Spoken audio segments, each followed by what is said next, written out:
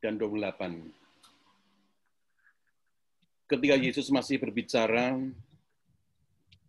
berserulah seorang perempuan dari antara orang banyak dan berkata kepadanya, "Berbahagialah ibu yang telah mengandung engkau dan susu yang telah menyusui engkau." Tetapi ia berkata, "Yang berbahagia ialah mereka yang mendengarkan firman Allah dan yang memeliharanya." Demikianlah Injil Tuhan.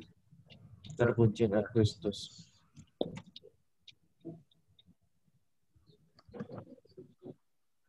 Silakan Monsinyur, bisa dimulai. Oh ya, saya share screen ya. Iya. Boleh, Monsinyur. Masih. Akses sudah dikasih, Bro? Sudah, silakan. Sudah. Silakan. Oke. Ya. Ya. Nah, saya siapkan dua-duanya ya, bacaan pertama dan kedua, karena berkaitan juga. Sehingga saya baca juga dulu yang bacaan pertama ya. Ya. Baru nanti Injil juga. Kan hari ini ada dari surat, ada Galatia dan Injil Lukas tadi yang dibaca ya. Iya. Dari Galatia teksnya begini. Saudara-saudara, menurut kitab suci, segala sesuatu terkurung di bawah kuasa dosa. Supaya oleh karena iman dalam Yesus Kristus, janji itu diberikan kepada mereka yang percaya. Sebelum iman itu datang, kita berada di bawah pengawalan hukum Taurat dan dikurung sampai iman itu dinyatakan. Jadi hukum Taurat adalah penuntun bagi kita sampai Kristus datang, supaya kita dibenarkan karena iman. Sekarang iman itu telah datang, karena itu kita tidak lagi berada di bawah pengawasan penuntun. Sebab kalian adalah anak-anak Allah karena iman di dalam Yesus Kristus, sebab kalian semua yang dibaptis dalam Kristus telah mengenakan Kristus. Dalam hal ini tidak ada orang Yahudi atau orang Yunani, tidak ada hamba atau orang merdeka, tidak ada pria atau wanita, karena kalian semua adalah satu di dalam Kristus Yesus. Jadi kalau kalian milik Kristus, maka kalian juga keturunan Abraham dan berhak menerima janji Allah. Lalu yang Lukas tadi sudah kita dengar ya. Di satu pihak ada orang berkata tentang Yesus ya, berbahagialah ibu yang telah mengandung dan menyusui engkau. Tapi Yesus bersabda, yang berbahagia ialah mereka yang mendengarkan sabda Allah dan memeliharanya. Nah, dua bacaan itu ya. Kurang lebih mungkin kaitannya begini. Dalam bacaan pertama tentang surat Rasul Paulus kepada jemaat di Galatia, itu dikatakan tentang keselamatan yang diperoleh berkat iman, bukan berkat Taurat. Dan dengan rahmat baptisan kita menjadi anak-anak Allah.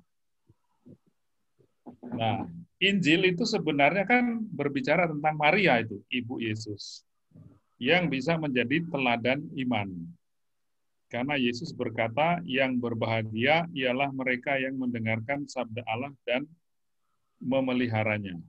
Jadi, dalam bacaan pertama, surat kepada jemaat di Galatia, Paulus bicara tentang keselamatan yang didapatkan berkat iman, bukan Taurat. Injil bicara tentang Maria yang merupakan teladan iman. Mungkin kaitannya begitu ya, satu sama lain. Nah, kita lihat satu persatu. Pertama berkaitan dengan surat Paulus kepada jemaat di Galatia. Nah, itu memang berkaitan dengan ayat-ayat sebelumnya tentang pertanyaannya itu tentang keselamatan itu diperoleh apakah berkat Taurat, melakukan hukum Taurat, atau karena apa, gitu ya. Maka dalam ayat sebelumnya dikatakan begitu. Paulus akan mengatakan bukan karena hukum Taurat ya, tapi karena iman. Adakah kamu telah menerima roh karena melakukan hukum Taurat atau karena percaya kepada pemberitaan Injil, kata Paulus ya. Kalian ini menerima roh karena melakukan hukum Taurat atau karena percaya pada pemberitaan Injil. Kira-kira yang mana ini? Paulus kan beri pertanyaan. Kita mendapat roh karena melakukan hukum Taurat atau karena percaya pada pemberitaan Injil. Kiranya jawab Paulus adalah yang kedua ya, percaya. Jadi bagaimana sekarang?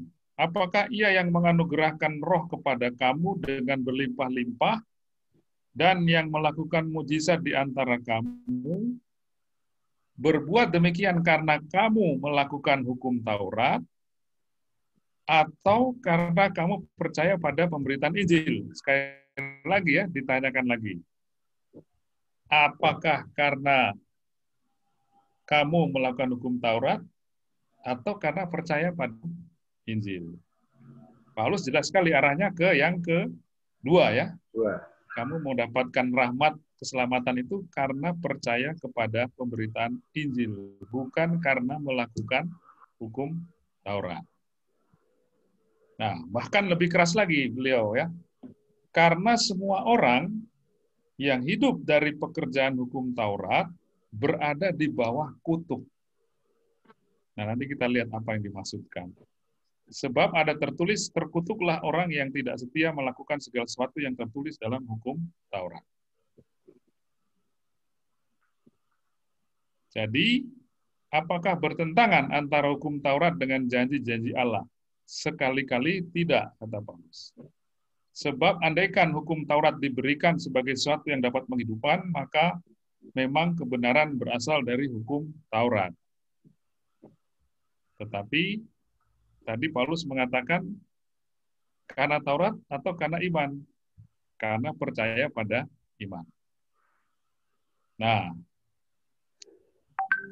pertama kita coba memahami kenapa hukum Taurat disebut tadi sebagai, bahkan disebut kutuk atau tidak membawa keselamatan, kan begitu ya. Yang keselamatan diperoleh karena orang percaya atau beriman ya, bukan karena melakukan hukum Taurat. Jadi yang membawa keselamatan itu bukan itu. Apa maksudnya kalau dikatakan bahwa hukum Taurat tidak membawa keselamatan, bahkan di bawah kutuk? Tidak berarti bahwa isi hukum Taurat itu jelek ya. Isi hukum Taurat itu bagus. Jangan berbohong ya, sembahlah Tuhan dan sebagainya. Tapi hukum itu tidak membawa keselamatan kepada kita karena apa? Pertama, di sini saya sebut, bisa jadi hukum itu tertulis ya. Jangan membunuh, jangan mencuri, jangan apapun macam-macam itu ya. Bisa jadi kita mengerti isinya. Tapi kita akan mengalami dalam hidup bahwa kita tidak pernah akan bisa melaksanakan. Kita manusia lemah ya. Memang sudah dikatakan dalam hukum, kamu tidak boleh berbohong, tidak boleh mencuri, tidak boleh membunuh. Isinya baik, tapi dia nggak membawa keselamatan karena kalau hanya hukum begitu, kita bisa mengerti, tapi kita akan mengalami kita sulit melaksanakannya. Ada orang yang arti yang kedua, kenapa hukum Taurat tidak membawa keselamatan?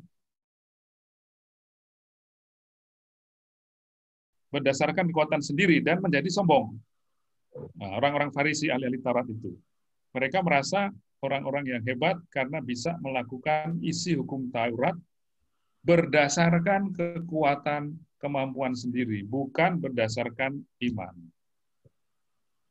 Karena itu juga Taurat bisa menyebabkan orang justru tidak selamat karena menjadikan dia sombong.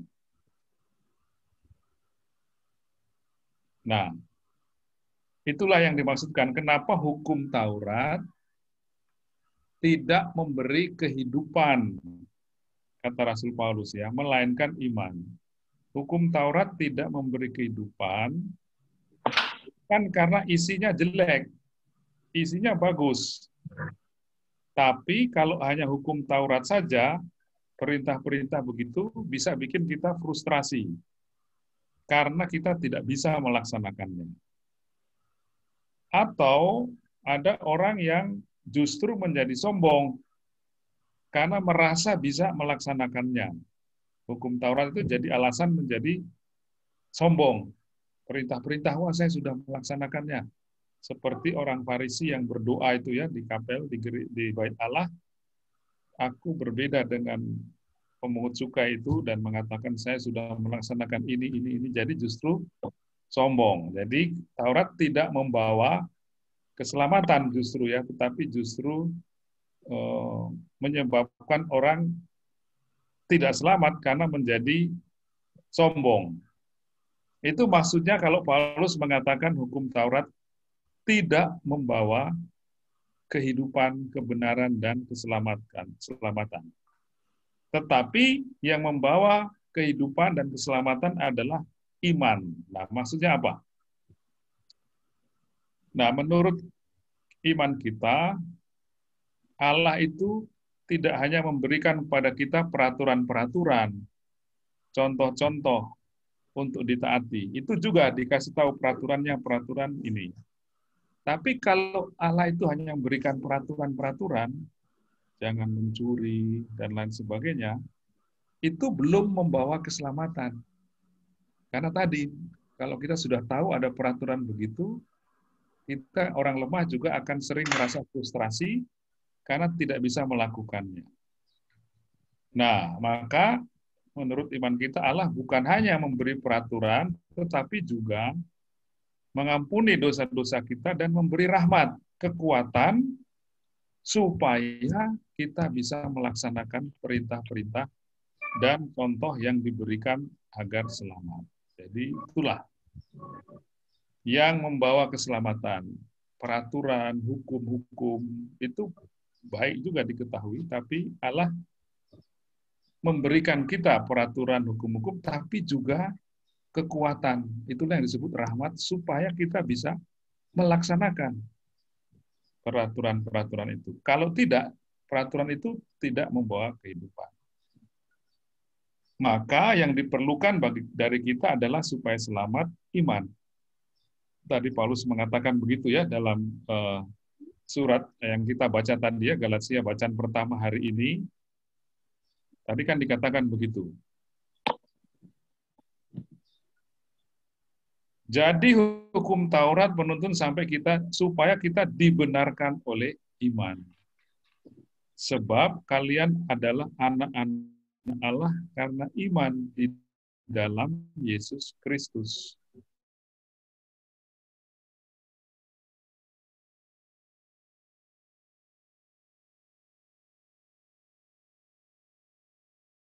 Adalah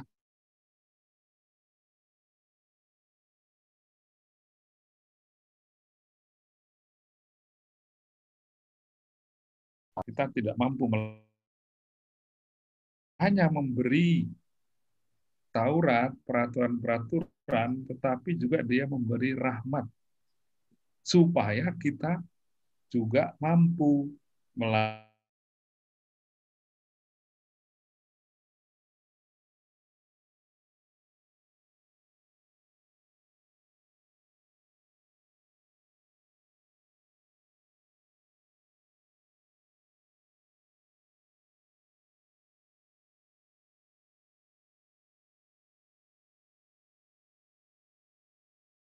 nya.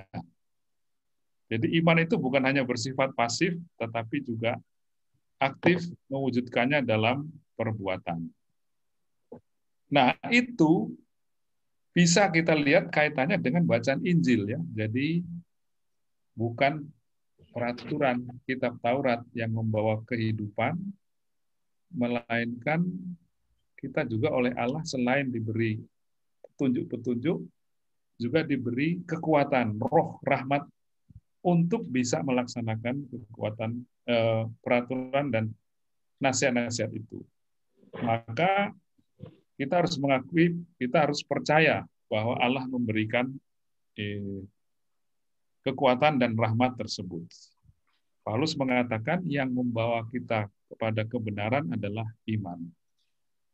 Nah, itulah yang kita lihat dalam Injil sebenarnya ya. Kan tadi dalam Injil ketika orang-orang melihat Yesus, mengagumi dia, mengajar, lalu ada yang berkata, berbahagialah ibu yang telah mengandung dan menyusui engkau. Lalu Yesus berkata, yang berbahagia ialah mereka yang mendengarkan sabda Allah dan memeliharanya. Memang sepintas kan ada kata tetapi bisa nampaknya ini apakah bertentangan ya. Orang banyak mengatakan berbahagialah ibu yang telah mengandung dan menyusui engkau. Yesus mengatakan enggak, yang berbahagia adalah mereka yang mendengarkan sabda Allah dan memeliharanya. Sebenarnya dua kalimat itu tidak perlu dipertentangkan atau tidak bertentangan sebenarnya. Ada sedikit perbedaan tapi tidak. Maksud saya begini. Ketika orang banyak mengatakan berbahagialah ibu yang telah mengandung dan menyusui engkau, kiranya yang dimaksud siapa ini? Maria kan? Karena yang mengandung Yesus adalah Maria. Ketika Yesus berkata, yang berbahagia ialah mereka yang mendengarkan sabda Allah dan memeliharanya, ini siapa? Maria juga. Atau juga orang-orang yang lain bisa juga. Tapi yang mendengarkan sabda Allah dan memeliharanya.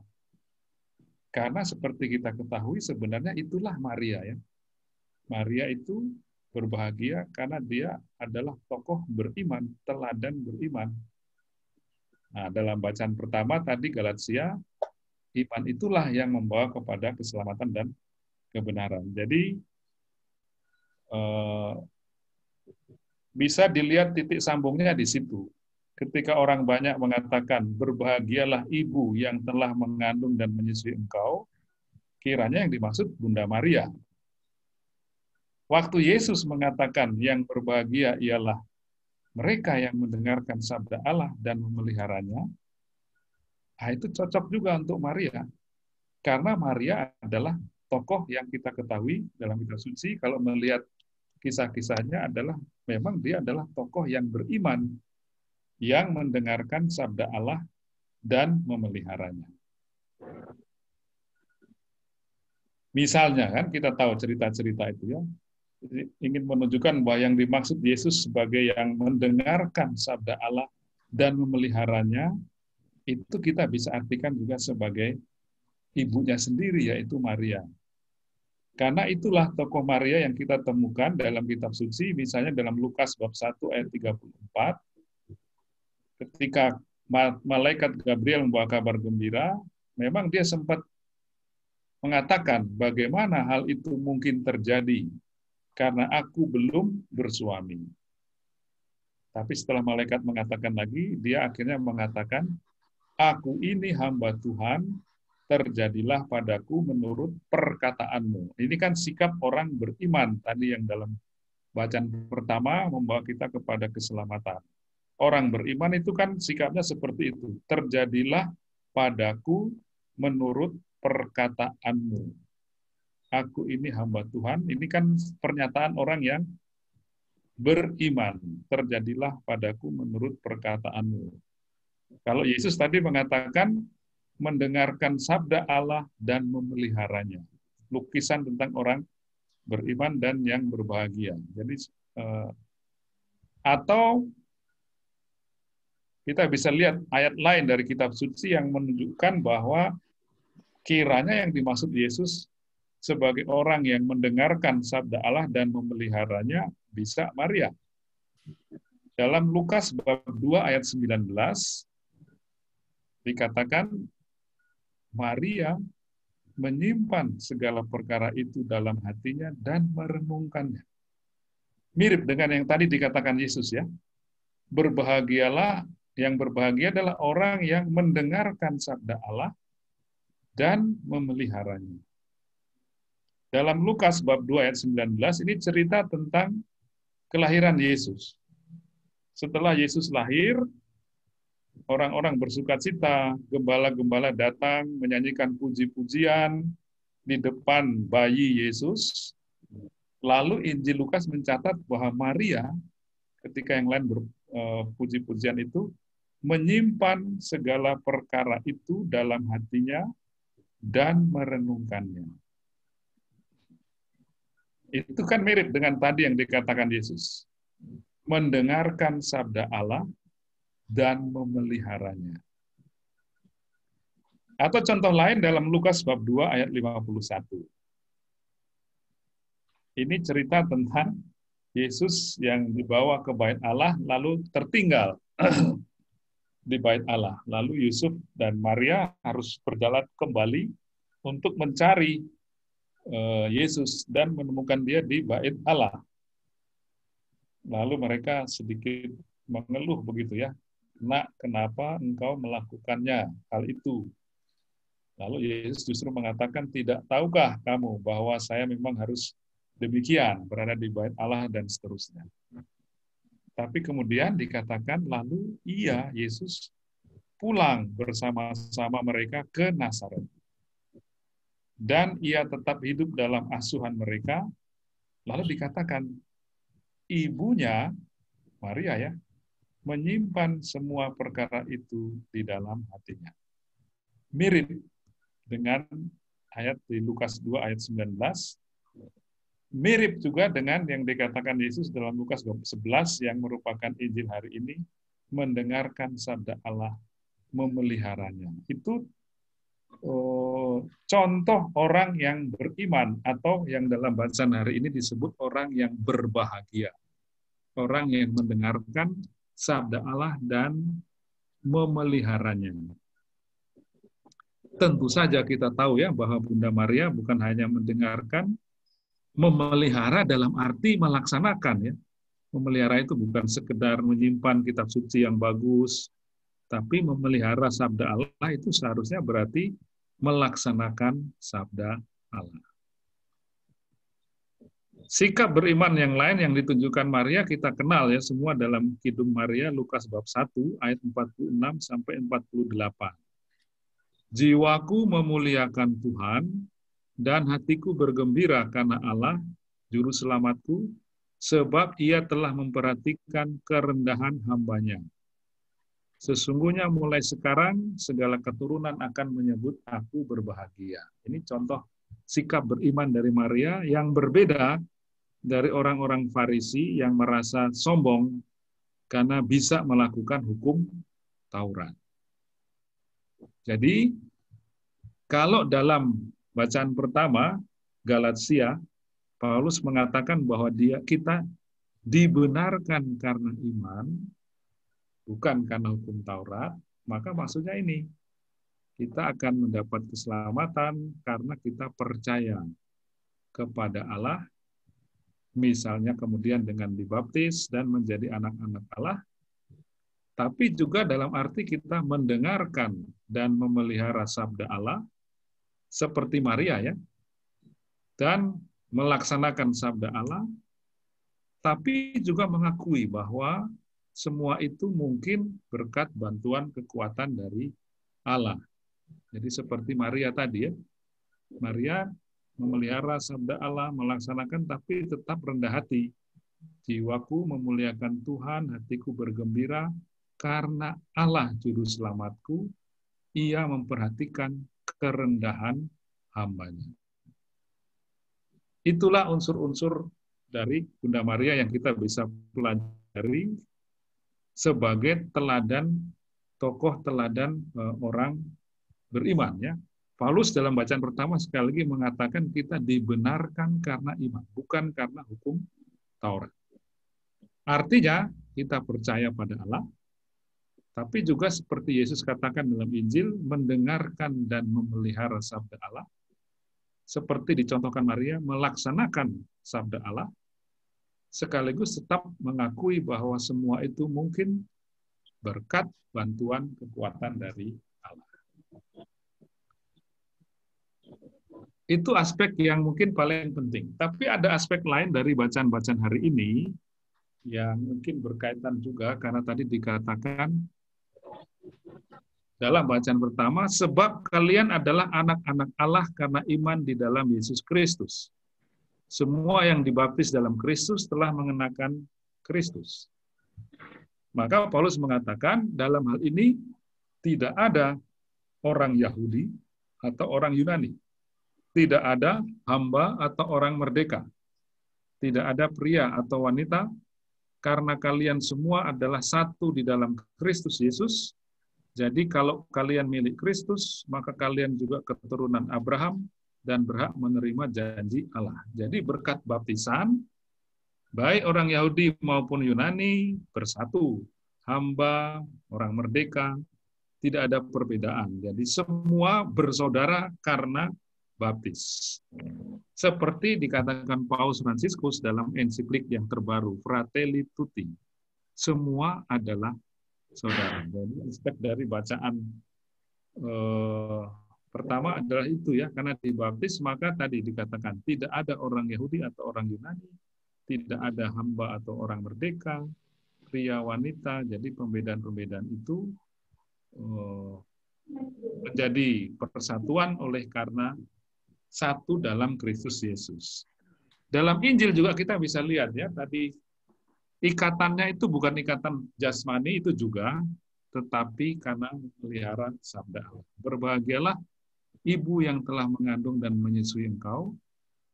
Tapi Yesus bersabda, yang berbahagia ialah mereka yang mendengarkan sabda Allah dan memeliharanya. Entah dia melahirkan Yesus atau bukan, tapi kalau orang mendengarkan sabda Allah dan memeliharanya, itulah yang berbahagia. Contohnya Maria, bisa Elizabeth, bisa kita semua menjadi saudara-saudara semua, asalkan kita mendengarkan sabda Allah dan memeliharanya. Kira-kira itulah inti dari bacaan-bacaan hari ini ya, dari yang Injil maupun dari bacaan pertama. Begitu ya. Terima kasih. Kalau Anda Terima kasih, Monsinyur. boleh, silakan.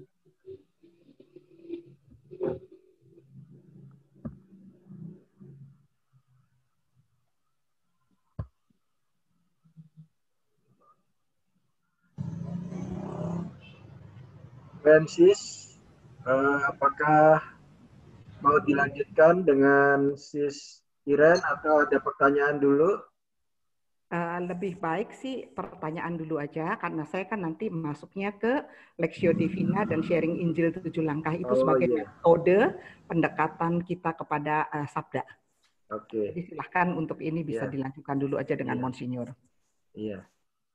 Silakan. Francis, ada pertanyaan, silakan.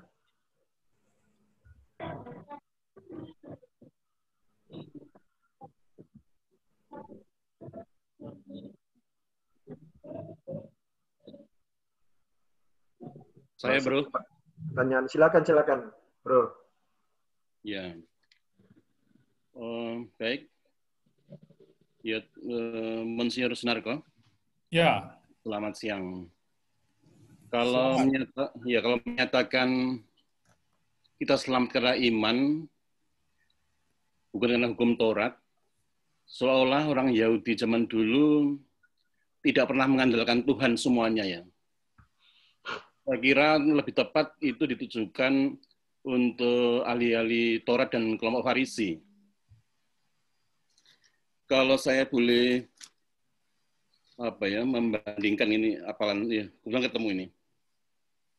Dalam Perjanjian Lama misalnya diambil dari Mazmur itu, ada doa bunyinya berikutnya. Diambil dari bab 127 ayat 1. Jikalau bukan Tuhan yang membangun rumah, sia-sialah usaha orang yang membangunnya. Jikalau bukan Tuhan yang mengawal kota, sia-sialah pengawal berjaga-jaga. Ini kan doa yang menunjukkan bahwa pemazmur itu mengandalkan Tuhan sebenarnya.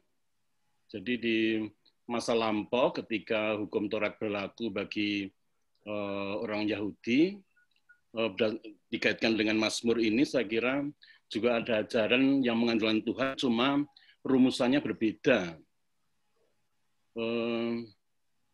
Bagaimana tanggapan Monsinyur tentang hal ini. Terima kasih. Ya, seringkali memang ya kalau kita baca kitab suci ada gambaran yang agak umum bahwa banyak orang Yahudi digambarkan kurang beriman, kurang percaya ya. Tapi tidak benar ya, tidak semua ya. Maria sendiri kan orang Yahudi. Oh ya. Tapi dia mengandalkan Allah dan percaya kepada Allah. Elizabeth, Zakaria, Yosef ya. Kalau dalam kisah-kisah di sekitar kalian ada Simeon, ada Hana. Itu memang contoh kelompok yang menarik ya, orang-orang yang disebut orang-orang Anavim, sisa Israel. Kalau kita baca sejarah keselamatan kan banyak cerita ulang-ulang seringkali bangsa Israel digambarkan tidak setia ya, menolak Allah dan lain sebagainya. Tapi sebenarnya sepanjang sejarah keselamatan selalu ada kelompok kecil yang disebut Anawim itu yang sangat mengandalkan Allah. Seperti itu contoh-contohnya dalam cerita-cerita di sekitar kelahiran Yesus itu, contoh tokoh-tokoh Anawim, orang-orang Yahudi yang sangat mengandalkan Allah. Zakaria dan Elizabeth. Orang tuanya Yohanes Pembaptis.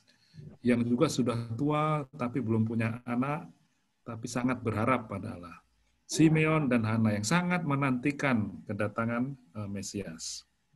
Itu contoh-contoh orang Yahudi juga ya, yang memang percaya sungguh-sungguh mengandalkan Allah. Yang digambarkan seringkali negatif dalam Perjanjian Baru kan orang-orang Farisi ya, yang sering digambarkan sebagai orang-orang yang memang seperti apa ya, menguasai hukum Taurat ya, tetapi kemudian terpeleset karena merasa paling hebat dan bisa melaksanakannya, merasa lebih dari yang lain, seolah-olah keselamatan datang dari hukum Taurat. Padahal keliru, Paulus tadi mengatakan yang membawa kehidupan bukan hukum Taurat, tetapi iman. Dalam arti kepercayaan bahwa Allah lah yang memberikan rahmat kepada kita, keselamatan itu, kekuatan untuk melaksanakan itu. Jadi bukan karena isi hukumnya yang jelek ya, tapi sikap orang yang merasa bahwa dia seolah-olah yang menyelamatkan itu hukum itu sendiri, atau karena dia merasa bisa melakukannya dari kekuatannya sendiri, maka dia menjadi sombong dan merasa itulah keselamatan. Nah, itu yang dikritik Paulus tadi. Itu. Ya, saya kira jelas. Terima kasih. Jadi kata kuncinya kan itu menyangkut sikapnya. Ya. Ya, terima kasih. Ya. Iya. Ini ada satu pertanyaan, Monsinyur. Bolehkah Bapak Uskup menjelaskan sedikit tentang Fratelli Tutti, ensiklik yang sedang ramai dibicarakan? Ya. Fratelli Tutti itu ensiklik baru yang ditandatangani Paus tanggal 3 Oktober yang lalu. Lalu dirilis, dipublis, disebarkan tanggal 4 Oktober. Fratelli Tutti itu bahasa Itali, artinya semua bersaudara. Persaudaraan, tentang persaudaraan. Itu dokumen yang dikeluarkan Paus. Isinya panjang, tapi intinya mau menyerukan, mengingatkan lagi bagaimana kita bisa membangun persaudaraan antara kita semua, seluruh umat manusia. Sehingga tidak terkotak-kotak oleh karena batas-batas suku, bahasa, kelompok, negara, kepentingan-kepentingan yang lain. Itu intinya dari Fratelli Tutti. Tadi saya sedikit singgung karena dalam bacaan pertama tadi kan Paulus mengatakan kita semua bersaudara, dalam arti itu tidak ada Yahudi, Yunani, dan lain sebagainya.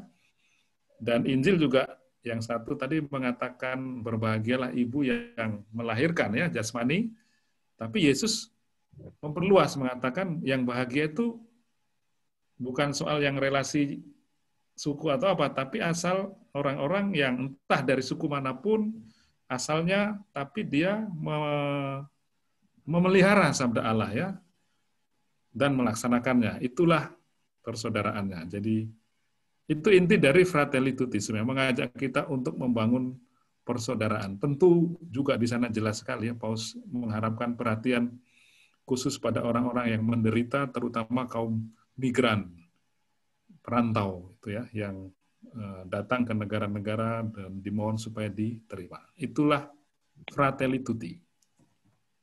Ya, terima kasih Monsinyur. Ada lagi Francis yang mau bertanya? Tidak ada?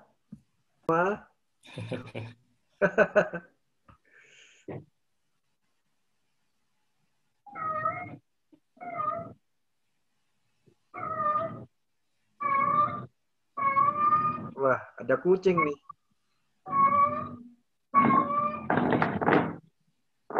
Oke. Kalau tidak ada, mungkin Sisiren bisa masuk, Sisiren. Ya, baik. Selamat siang, Bro and Sis Siang. semua, teman-teman dari KVD, saudara-saudariku. Terima kasih Monsinyur yang telah mengisi sebagai bintang tamu Ya. yang luar biasa ini, karena memang sebelumnya ini memang tidak terjadwal. Jadi ini luar biasa, kita kejatuhan bintang. Ya. Baik, jadi ini saya juga tadi mohon maaf karena keterlambatan, saya asik dalam rapat yang memang cukup penting rapatnya, sehingga saya nggak lihat-lihat jam, tiba-tiba Wandi telepon, tapi langsung saya reject. Saya lihat jam, oh my God, udah jam 13:10 atau lebih. Jadi saya buru-buru pulang, untung saya nggak nyetir mobil sendiri. Nah itulah kisah dibalik kenapa saya tadi terlambat, dan segera WA Monsinyur untuk segera masuk saja sebagai pembicara pertama. Ya, terima kasih banyak. Baiklah, kalau gitu dengan tidak berlama-lama, Monsinyur sudah saya jelaskan sedikit mengenai KVD itu apa. Semoga nanti sejalan dengan approach pastoral di Keuskupan Pangkal Pinang yang meletakkan kitab suci sebagai sentral dari komunitas basis gerejawi, maka KVD ini sangat aktual. KVD ini sangat aktual karena memang di masa pandemi ini perkumpulan KBG kan seperti lingkungan-lingkungan itu memang tidak ada kan, atau katakanlah tidak dianjurkan. Sehingga kitab suci tetap bisa menjadi sentral dengan mengikuti cara KVD kita berkomunikasi ini. Baik, saya akan share screen. Tema saya adalah Lectio Divina, kemudian nanti mengerucut aplikasi tentang pemakaian atau katakanlah menggunakan pendekatan kitab suci dengan sharing Injil 7 langkah, di mana nanti awam tanpa fasilitator yang paham kitab suci secara luar biasa ataupun tanpa harus lewat KPKS, dia bisa menjadi fasilitator karena dia bukan pengajar, tetapi dia hanya memfasilitasi. Dan itu sangat penting sekali untuk pendekatan kitab suci kepada umat awam. Baik. Nah ini, jadi kita bicara hari ini, saya bicara hari ini di komunitas Verbum Domini, adalah komunitas para pencinta Sabda Allah. Yang didirikan atau katakanlah yang mulai ada di bulan Oktober 4 tahun yang lalu. Maka tahun ini juga kita ada pergantian pengurus karena kepengurusan KVD 4 tahun sekali, dan sudah kita tentukan 2 minggu lalu dalam pertemuan Zoom meeting KVD juga. Tema saya hari ini adalah Lectio Divina. Apa sih Lectio Divina? Kita pasti sebagai para pencinta Sabda Allah tidak asing mendengar kata itu. Tapi mungkin apa sesungguhnya Lectio Divina itu? Baiklah, saya uraikan sekarang. Jadi istilah Lectio Divina ini berasal dari Origenes, yaitu metode pembacaan kitab suci oleh orang-orang Kristiani untuk memupuk iman, harapan, dan kasih. Ini adalah bagian dari tradisi Gereja Katolik. Suatu kegiatan rohani atau olah rohani, lexio yang berarti bacaan, sedangkan divina berarti sesuatu yang ilahi. Sehingga Lectio Divina adalah pendekatan dengan bacaan-bacaan ilahi atau rohani yang diperoleh dari kitab suci. Lectio Divina sudah setua gereja yang hidup dari sabda Allah, yang tergantung daripadanya seperti air dari sumber. Itu tertuang dari Dei Verbum. Kemudian,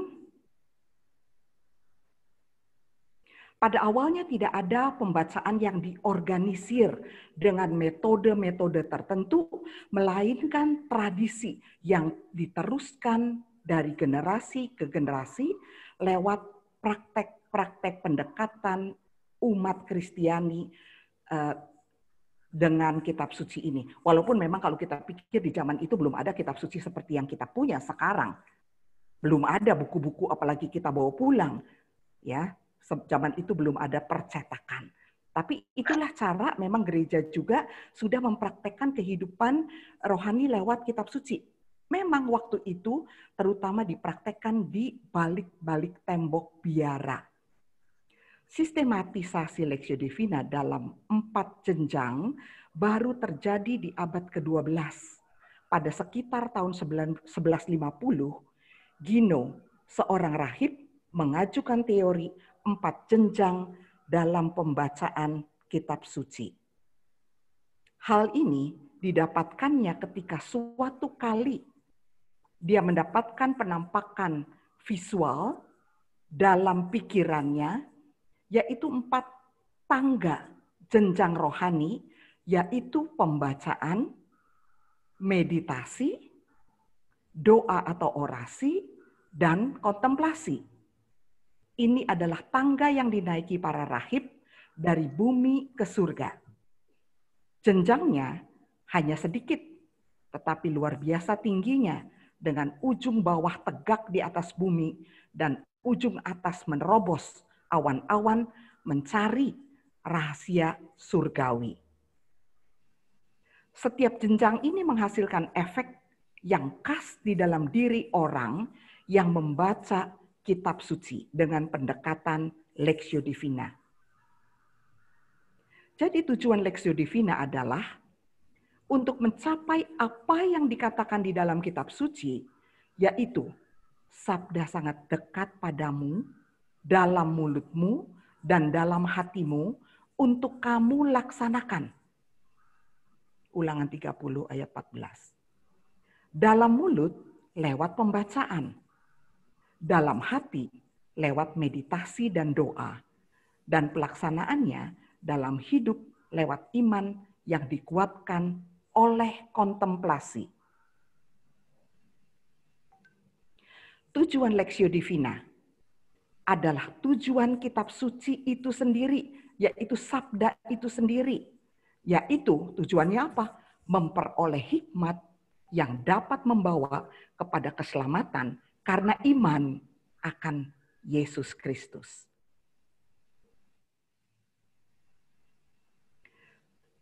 Tujuan Lectio Divina lainnya adalah mengajar, menyatakan kesalahan, memperbaiki kelakuan, dan untuk mendidik orang dalam kebenaran. Dan dengan demikian membimbing umat Allah untuk segala pekerjaan baik. 2 Timotius 3 ayat 16-17. Juga membantu kita belajar dari kesalahan pendahulu kita, agar tidak jatuh ke dalam kesalahan atau dosa yang serupa. 1 Korintus 10 ayat 6-10. Jadi untuk Lectio Divina diperlukan 5 langkah. Langkah yang kelima dapat dilakukan beberapa waktu setelah 4 langkah sebelumnya. Adapun 4 langkah utama dalam Lectio Divina adalah sebagai berikut.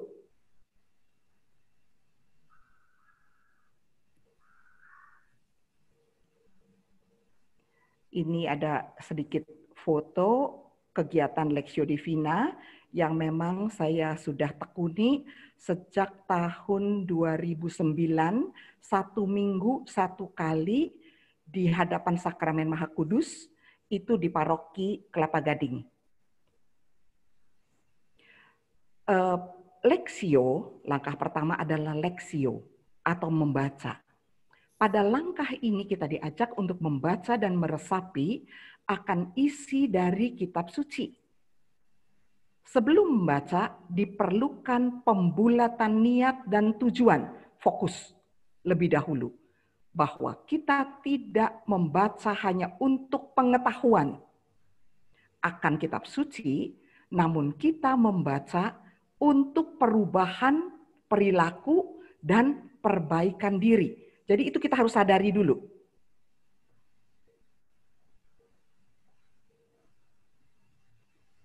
Maka pada saat membaca diperlukan adanya suatu kesadaran bahwa ayat-ayat yang dibaca merupakan ayat-ayat yang ditujukan Tuhan untuk hidup kita saat ini, saat itu.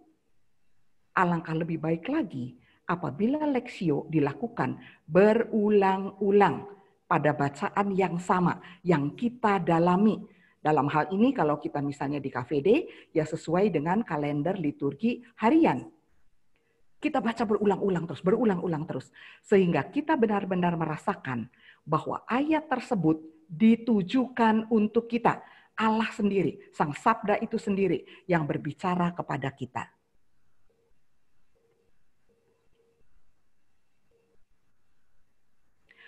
Membaca teks haruslah dengan penuh perhatian dan hormat.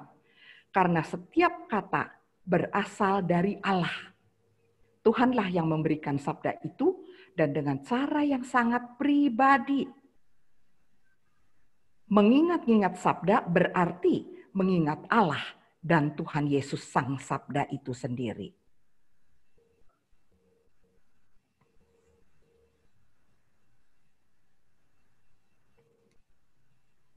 Pembacaan berarti mempelajari kitab suci dengan kerajinan dan perhatian besar. Jadi rajin, tekun, setia. Dengan menaruh perhatian fokus ketika kita sedang dalam suasana mau mengikuti cara pendekatan dengan Lectio Divina.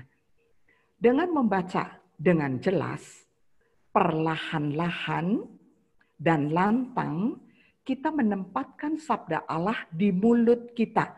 Seperti menempatkan makanan pada mulut kita. Membaca merupakan titik awal.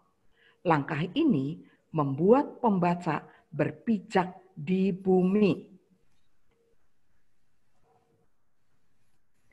Membaca sebagai persiapan untuk masuk ke dalam step kedua, yaitu meditasi dan dialog dengan Tuhan. Agar meditasi bukan hanya sebuah khayalan, namun berdasarkan teks kitab suci dan realitas. Membaca dengan penuh perhatian membantu agar teks kitab suci disempitkan bukan menurut pendapat dan keinginan kita sendiri, melainkan membiarkan teks itu menyapa kita. Karena teks mempunyai arti dalam dirinya sendiri yang kita mau jangkau.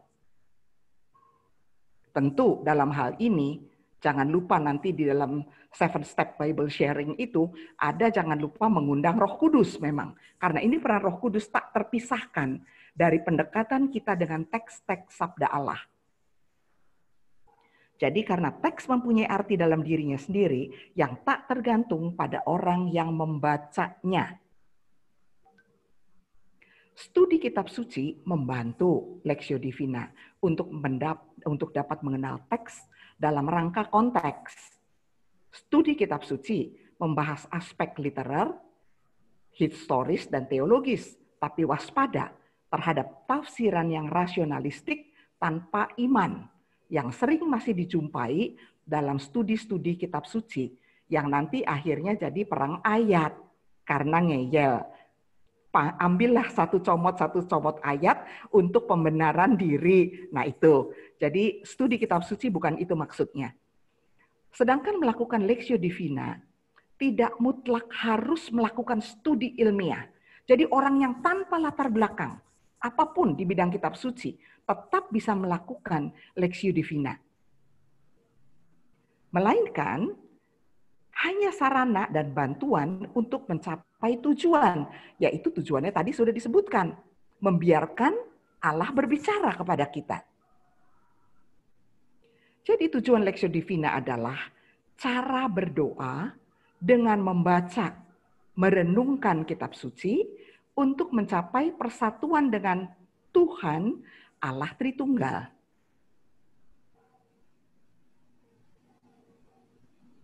Sekarang kita masuk ke step kedua, meditasi atau meditatio. Langkah pertama di dalam meditasi, setelah kita tadi membaca berulang-ulang dengan fokus, bertanyalah kita dalam hati. Bertanya dalam hati itu artinya doa, karena kita bertanya kepada Tuhan tentunya, kepada Sang Sabda itu sendiri. Tuhan, apa yang Engkau maksud dalam teks tadi? Maka meditasi mau menjawab pertanyaan. Apa yang dikatakan teks kepada kita saat ini, di sini, situasi ini, di tempat ini. Jadi aktual.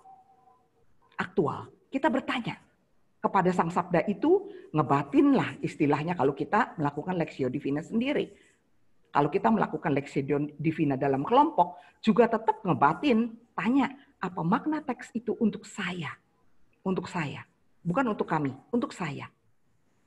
Saat sabda Allah ditempatkan dalam mulut, dan mulai kita mengunyahnya dengan baca berulang-ulang, baca perlahan-lahan, maka kita sudah mulai bermeditasi. Sesungguhnya ketika kita sudah membaca berulang-ulang, perlahan-lahan, sambil merenungkan apa makna teks itu untuk saya, sesungguhnya kita sudah mulai masuk ke meditasi. Berdasarkan teks tersebut. Jadi meditasi adalah memamah, seperti memamah biak, seperti sapi yang makan rumput yang nanti ditelan, nanti dikeluarkan lagi, nanti ditelan, dikeluarkan lagi, dan dikunyah-kunyah. Dan itulah yang disebut meditasi sesungguhnya. Memamah, mengunyah Sang Sabda. Dan berdiam dengan tenang, dan menikmati. Coba lihat sapi kalau makan rumput. Dia maunya tenang, jangan diganggu, dia kunyah-kunyah-kunyah dengan mungkin senyum, kemudian dia telan, dia keluarkan lagi ke mulutnya. Dia kunyah-kunyah lagi, dia telan lagi, terus berulang-ulang. Dan itulah gambaran meditasi sesungguhnya. Mengunyah sabda dan berdiam dengan tenang, menikmati setiap potong sabda untuk mencari makna.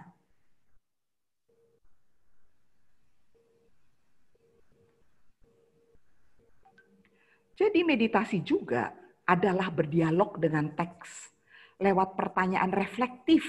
Misalnya, kita bertanya ke dalam hati kita sendiri kepada Sang Sabda, apakah persamaan atau perbedaan situasi yang ada pada teks di zamannya, menurut kisah atau parabelnya atau apa namanya perumpamaannya, apa persamaan dan perbedaan situasi dengan teks dan sekarang? Jadi mengaktualisasi teks dengan kehidupan kita yang sekarang. Yang kedua, konflik yang ada dalam teks juga menjadi konflik pada situasi yang sekarang ini. Apakah kita juga mengalami konflik yang sama? Atau juga apakah pesan teks untuk situasi sekarang melalui bacaan yang kita dalami? Kemudian, perubahan sikap apa yang disarankan teks bagiku? Makna teks itu sebagai wejangan, apakah itu bermakna bagiku? Dan aku menanggapinya dengan perubahan sikap. Jadi misalnya soal pengampunan. Hal apa yang menurut teks harus tumbuh dalam diriku? Jadi teks itu juga menantang kita untuk berani mengambil sikap untuk tumbuh. Setiap kata dari teks hendaknya ditujukan pada diri sendiri. Kalau Lectio Divina bukan mengajarkan ke orang lain. Ditujukan kepada diri sendiri. Karena ini reflektif. Langkah ini adalah proses intuitif sehingga melakukannya seperti sedang membaca surat cinta yang berulang-ulang. Jadi ada faktor imajiner di sini, tapi yang sangat rasional. Imajiner tapi sangat personal dan sangat rasional. Dikatakan di sini sebagai sedang membaca surat cinta. Seperti waktu dulu kita pacaran, suratnya real ada. Dan kita menaruh hati dan perhatian. Dan dengan gembira kita mau membaca itu berulang-ulang. Jadi ada imajinernya. Kita pun bisa tersenyum. Karena ada kedekatan dengan sang penulis, yaitu pacar. Jadi setiap kata dinikmati seolah sedang membaca surat dari kekasih. Bahkan mungkin karena kita sering mengulang-ulang itu, sehingga kalimat-kalimat dalam teks kita menjadi hafal.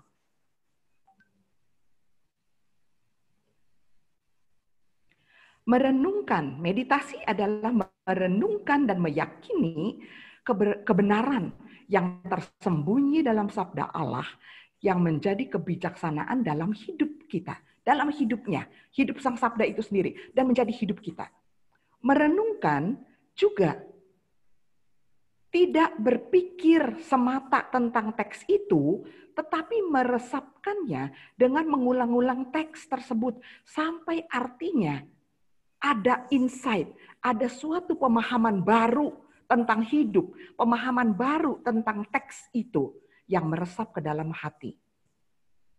Dan meditasi, mendengarkan kata-kata yang dibaca sendiri atau dibaca di dalam kelompok dengan perhatian yang secara berulang-ulang untuk menemukan makna yang terkandung dalam sabda itu.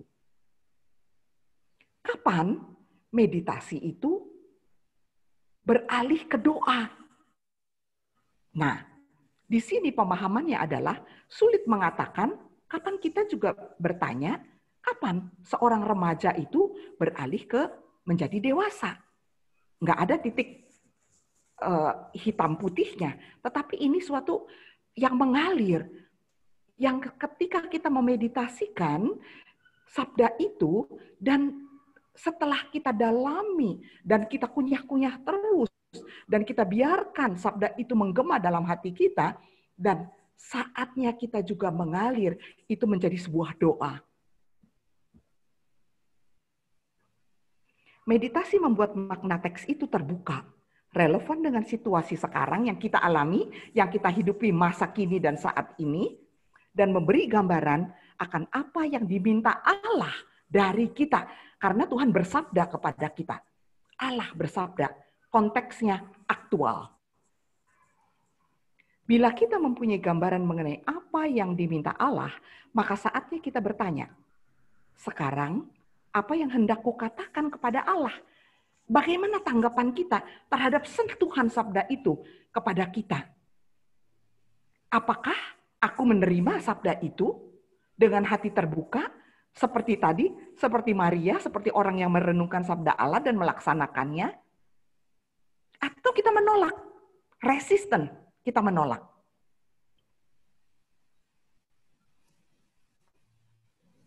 Bila yang diminta Allah kepada kita menjadi jelas dalam pemahaman, maka menjadi jelas juga segala keterbatasan, ketidakmampuan, dan hambatan yang begitu besar. Biasanya yang Tuhan minta dari kita selalu lebih besar dari apa yang kita bisa lakukan. Kalau Tuhan minta kepada kita apa yang kita bisa lakukan, kita berarti kita nggak perlu Tuhan. Kita lakukan aja sendiri. Tetapi biasanya Tuhan minta apa yang kita tidak bisa kita lakukan. Dan itu menjadi beban. Dan itu terlalu besar. Dan kita menyadari di situ bahwa kita tidak sanggup jika Allah tidak hadir, menyertai, memberkati, dan juga memberikan kepada kita tuntunan dengan hikmat dan kebijaksanaan dari Allah itu sendiri. Maka apa yang Allah minta biasanya terlalu besar dan terlalu berat. Jadi yang dengar di sini lain kali kalau diminta jadi ketua KVD atau pengurus KVD, jangan pernah menolak. Atau ketua lingkungan, atau ketua ini dan itu, ikut ambil bagian. Jangan bilang, aku nggak bisa berdoa, aku nggak bisa bicara di hadapan orang. Itu nggak usah dipikirin. Kalau memang Allah yang mau, dia juga yang memberikan kekuatan, kemampuan, dan tenaga. Ya, jadi jangan takut. Jadi Allah minta biasanya apa yang kita nggak sanggup. Lihat, Maria diminta untuk menjadi ibu Yesus. Tantangannya, hambatannya, hidup dan mati, bisa dirajam. Lihat, Allah minta Abraham keluar dari tempatnya. Dia nggak tahu, tapi dia hanya taat. Dan lain sebagainya. pada saat itu dapatlah kita memohon kepadanya, Tuhan, bangkitlah dan bantulah kami. Jadi kita menyadari keterbatasan dan ketidakmampuan kita. Ketika Allah meminta kita untuk melakukan sesuatu yang Tuhan percayakan, kita menyadari keterbatasan dan ketidakmampuan kita. Maka dengan kata lain, meditasi ini adalah benih doa. Komunikasi, doa adalah komunikasi. Santa Teresa Avila menambahkan unsur penting untuk membantu bermeditasi, yaitu menempatkan diri kita di dalam hadirat Tuhan. Dengan kesadaran penuh, ketika kita sudah mulai pegang kitab suci, buka ayat-ayat firman Tuhan, hadirat Allah sudah hadir lebih dulu. Kita percaya, kita ada di situ bersama Allah, Sang Sabda yang hidup. Menyadari kehadiran Tuhan yang amat dekat pada kita. Jadi amat dekat, Tuhan dekat. Karena Sang Sabda itu adalah Yesus sendiri. Sekarang kita masuk ke dalam step ketiga, oratio atau berdoa. Atau berbicara. Dalam membaca kita bertanya, apa yang dikatakan teks tadi di awal, dalam leksio? Apa makna teks itu buat saya? Dalam meditasi kita bertanya, apa yang dikatakan teks kepadaku? Udah personal. Nah, sekarang di dalam oratio kita bertanya, aku diajak teks mengatakan apa kepada Allah? Tanggapan kita terhadap sabda. Memberi tanggapan dan mengungkapkan di hadirat Allah. Apa yang dibangkitkan, yang tadi terpikir dan juga perasaan kita, pikiran dan perasaan menyatu, sesuatu yang diingatkan Tuhan, yang dibangkitkan di dalam kita oleh sabda, yang telah tadi kita renungkan, kita memberi tanggapan. Dalam bentuk oratio itu tadi. Bisa dalam bentuk doa atau di dalam bentuk sharing. Berdoa adalah tanggapan yang muncul dari hati atas sabda Tuhan. Doa ini dapat berupa permohonan, pujian, syukur, atau penyesalan, tobat. Doa adalah suatu percakapan, dialog dengan Yesus Sang Sabda, atau juga dengan Bapa, atau juga dengan Roh Kudus secara spontan. Seperti seorang sahabat yang berbicara dengan sahabatnya yang mengasihi dia. Seperti yang diungkapkan oleh Santa Teresa Avila. Percakapan antara dua orang kekasih. Percakapan ini hendaknya spontan, sederhana, wajar, tanpa dibuat-buat. Supaya tidak menjadi monolog. Doa ini harus bermuara pada kontemplasi. Jadi keheningan batin. Berbicara dalam konteks komunitas Lectio Divina bisa diisi. Ini kalau kita berkomunitas ya, kita Lectio Divina bersama. Bisa diisi juga dengan renungan yang mengantar kepada meditasi, bisa. Kalau sendiri ya semua dibaca sendiri. Atau pengajaran singkat, atau sharing bacaan, atau pesan Injil dalam suasana yang mengarah kepada keheningan batin atau kontemplatif. Ini satu foto kegiatan di dalam Lectio Divina juga. Ini foto lain juga dalam kegiatan Lectio Divina juga. Pembacaan sabda Lectio berulang-ulang meletakkan sabda pada bibir kita. Meditasi menempatkan sabda dalam pikiran kita. Berdoa atau oratio menempatkan sabda pada hati kita. Dan kontemplasi mengukirkan, memahat sabda pada roh. Ini ya, step-stepnya turun ke bawah.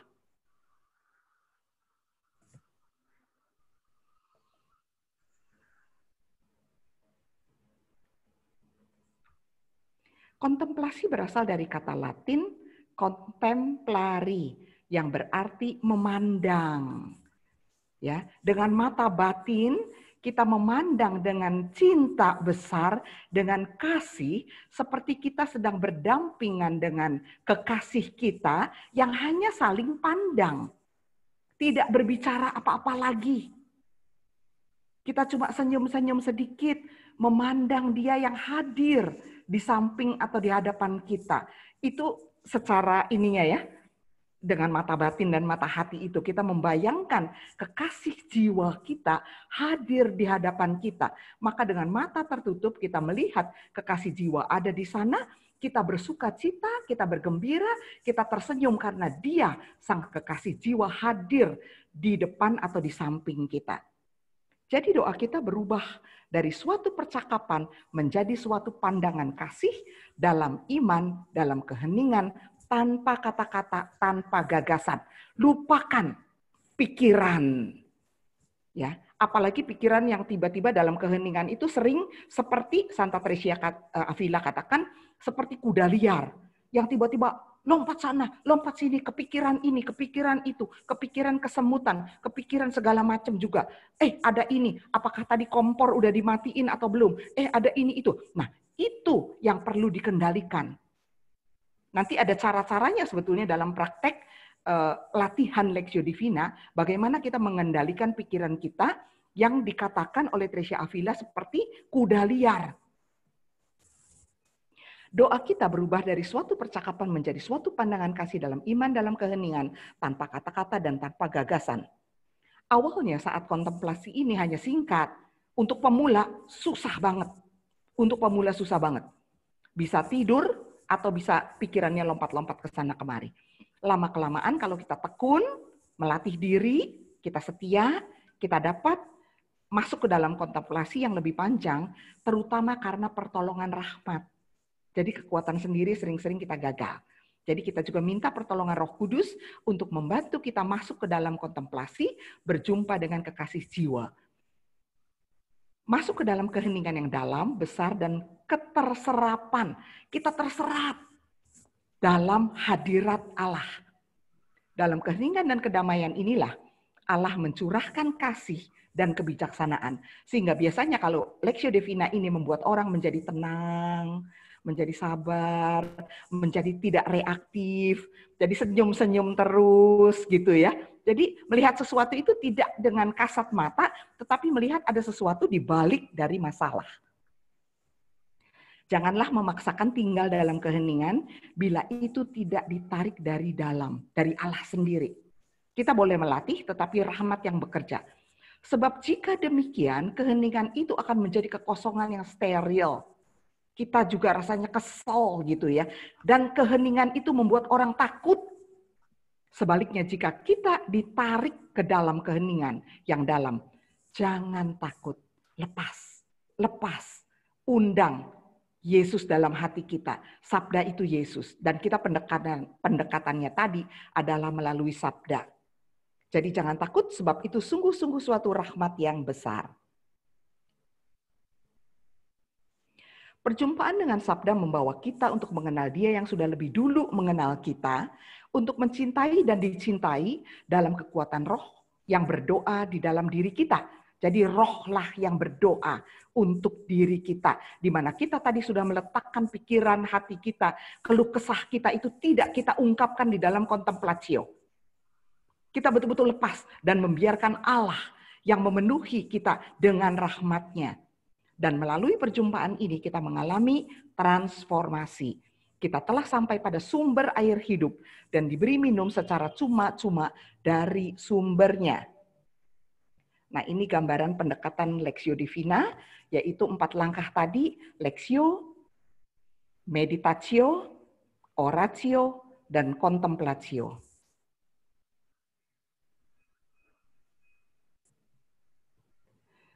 Kombinasi antara Lectio Divina dengan Sakramen Maha Kudus menjadikan kita lebih mudah menyadari bahwa Allah sungguh hadir. Ya, ini membantu, sangat membantu. Maka di Paroki Yakobus yang diadakan oleh komunitas Adoramuste Domine itu adalah kombinasi Lectio Divina dengan adorasi.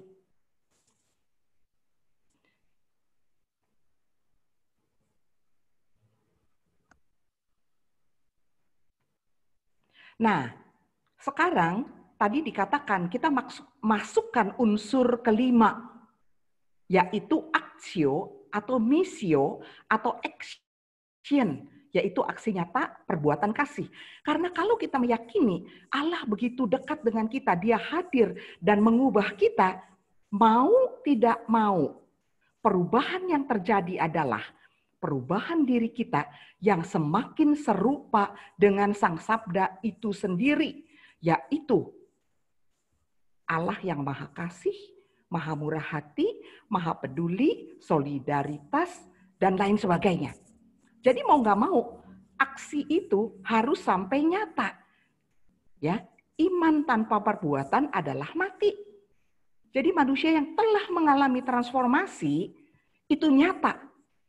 Karena perjumpaan dan pengalaman akan kasih Allah, maka ia akan melakukan yang sama seperti kekasihnya, yaitu melakukan karya kasih. Seperti yang dirancang oleh Allah sendiri. Dan kehidupan Allah nggak lain nggak bukan, ya hanya mengalirkan kasih. Seperti yang memang dirancang Allah itu sendiri. Namun itu semua akan berkembang jika manusia terus menjalin relasi dengan Allah dan selalu mencari kehendaknya. Semua itu tetap membutuhkan perjuangan dan kesetiaan serta kerelaan. Serta dalam melaksanakannya. Penutup. Dalam melakukan Lectio Divina kita perlu kedisiplinan, ketenangan hati, dan tentunya rahmat Tuhan. Jadi rahmat ini penting sekali. Kita sadar penuh, Tuhan, tanpa pertolongan rahmat-Mu, aku tidak dapat menjangkau dan mendekat padamu. Karena memang ada jurang lebar terpisah. Aku yang masih rapuh dan lemah, keterbatasan dan masih hidup dalam daging ini, belum layak, tidak pantas ada di dalam hadirat-Mu. Tetapi kami mohon rahmat-Mu, karena putra-Mu Yesus yang memang membuka tabir bait Allah yang terbelah ketika Yesus di Golgota itu, itulah tabir yang membuka. Hadirat Allah bisa datang kepada kita, kita bisa datang ke dalam hadirat Allah. Hal terpenting bukanlah banyak berpikir tentang sabda, melainkan banyak mencintai sabda, sebagaimana diucapkan Teresia Avila. Semoga melalui Lectio Divina, kita semakin mengalami kehadiran Tuhan dan persatuan dengan Tuhan. Ini komunitas yang menghidupi Lectio Divina. Nah, kemudian kita sekarang masuk sharing Injil.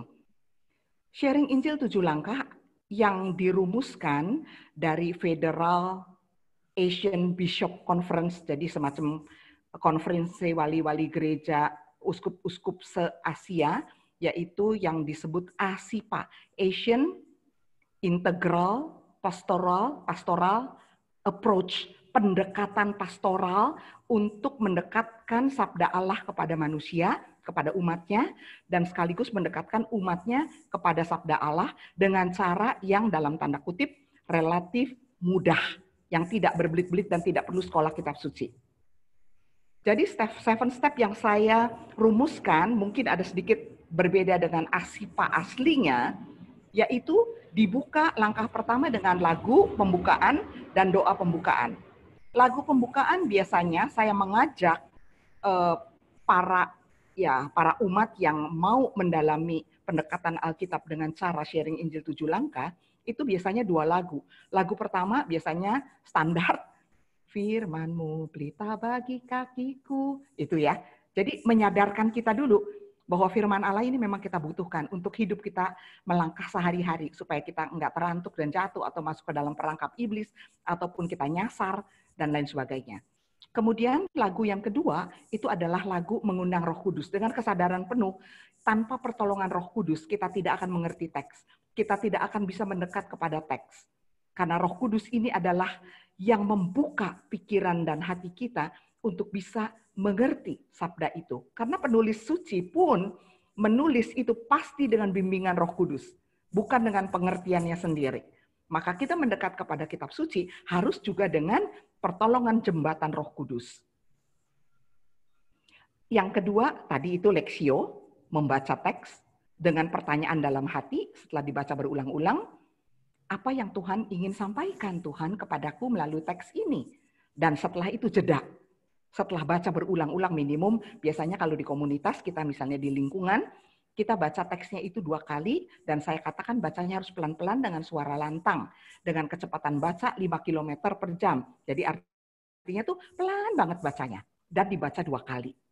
Kemudian setelah itu beri waktu untuk sabda itu menggema ke dalam hati kita. Biasanya saya beri untuk pemula cuma 1 menit. 1 menit untuk hening. Dan mereka ketika hening itu suruh membaca teks itu dalam hati lagi sendiri.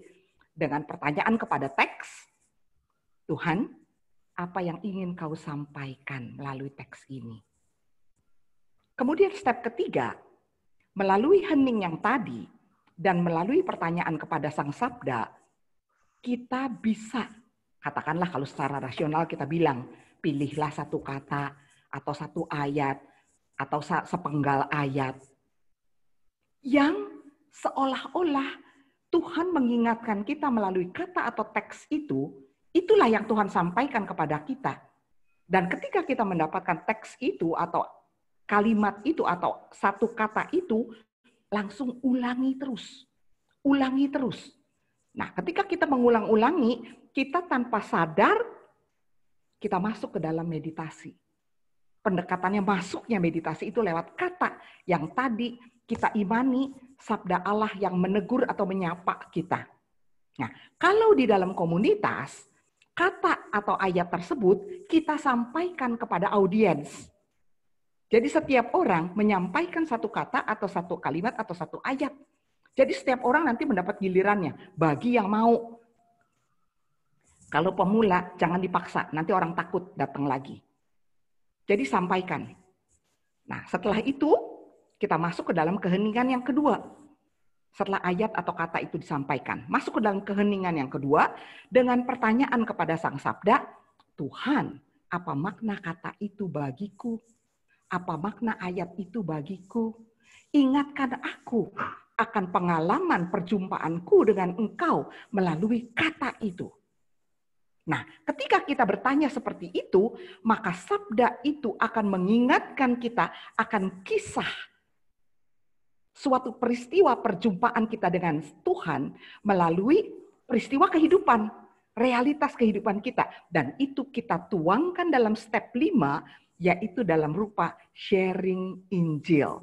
Nah, KVD, sharing Injilnya tertulis.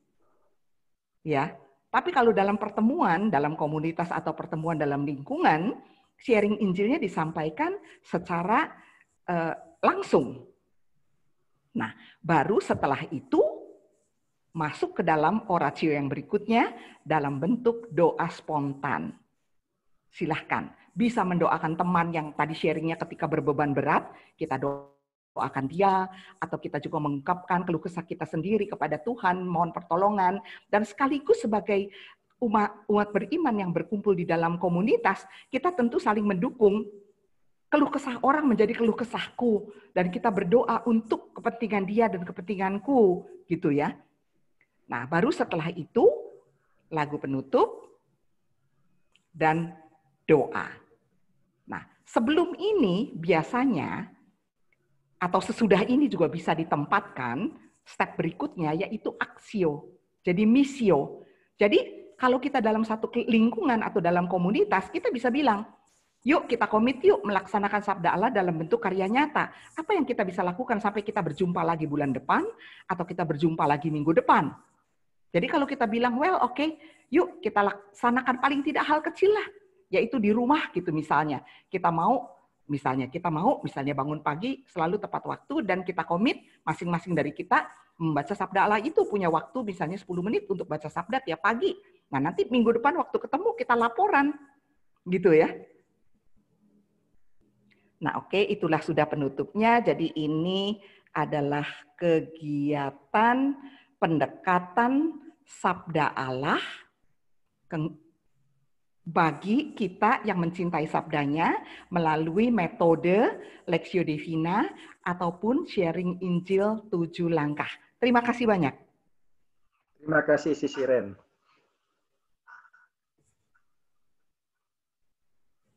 Silahkan saya kembalikan ke moderator. Iya, teman-teman Bro and Sis, silakan bertanya. Materinya sungguh bagus ini ya. Oke, Pak Frans. Silakan, Bro Pak. Kadol. Iya. Selamat siang, Dr. Iren. Salam Iya, kenal. selamat siang. Saya Frans dari Ya. KVD3. Oh iya, baik Pak Frans.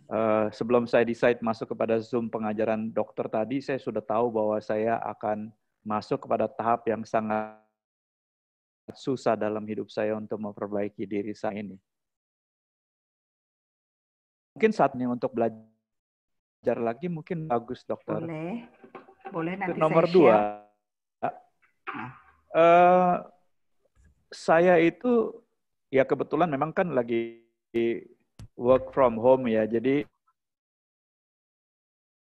saya banyak waktu. Jadi sesudah saya mandi, saya melakukan meditasi. Meditasinya tapi hanya doa hening ya. Apakah itu saya melakukan, saya bermeditasi dengan lagu Taize, dan sesudah itu saya masuk kepada doa eksamen.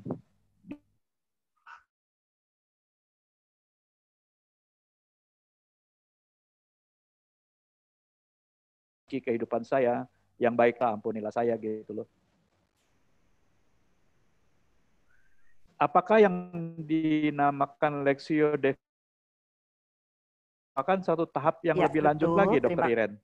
kasih Pak Frans. Jadi apa yang Bapak katakan itu mengarah ke doa